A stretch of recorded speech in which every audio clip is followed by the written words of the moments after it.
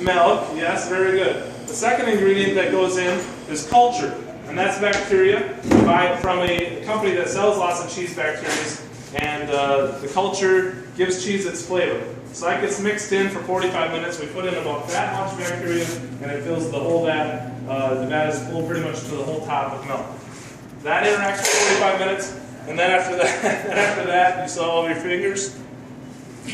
Then we have the special solution called rennet. And rennet is why we have cheese. Anyone know what rennet is? Anyone? Well, rennet is why we have cheese. What happened is 3,000 or 6,000 years ago, there was a shepherd somewhere over in France or Holland or somewhere in England walking around with a sack full of milk in a calf or cow or lamb's stomach, because that's how they used to store things, and he accidentally left it in a cave overnight. And then he came back the next day, tasted it, and thought, hey, this is pretty good. And a few minutes later he thought, hey, I'm not dead. And poof, cheese was invented.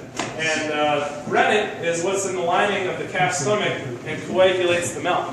And so when we have young calves that pass away or veal calves, we use the rennet. And so in our cheddar, we'll use the rennet because we think it's the most sustainable thing to do, to use the whole animal when we sacrifice an animal for harvest. So that's why we use the real rennet on some of our cheese. And on our cheese curds, we'll use the vegetarian rennet or the fake rennet, the antimicrobial rennet, just for something different, and it's a little bit cheaper product.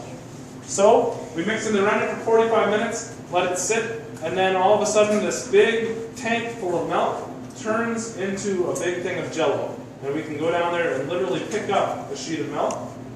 There's a colander on the wall over there, and right under that colander you can see two harp-like devices. One is left-right, one is north-south, and that's our cheese knives. They look like harps. And what we do is we take those knives all the way around the vat, and we cut that big piece of Jell-O into little cubes. So one's vertical and one's horizontal, and we've got thousands and thousands of little cubes, and that's when we're separating the curds and the whey.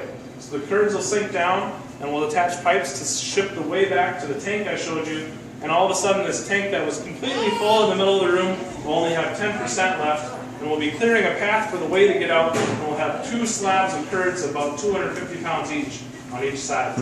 Elise will cut those into long slabs of 20 pounds, and then we do what's called cheddaring. We'll stack them on top of each other.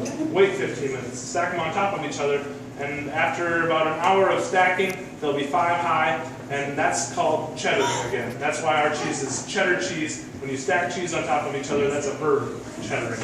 So if you're making a Gouda or a Havarti or something else, you would do that process.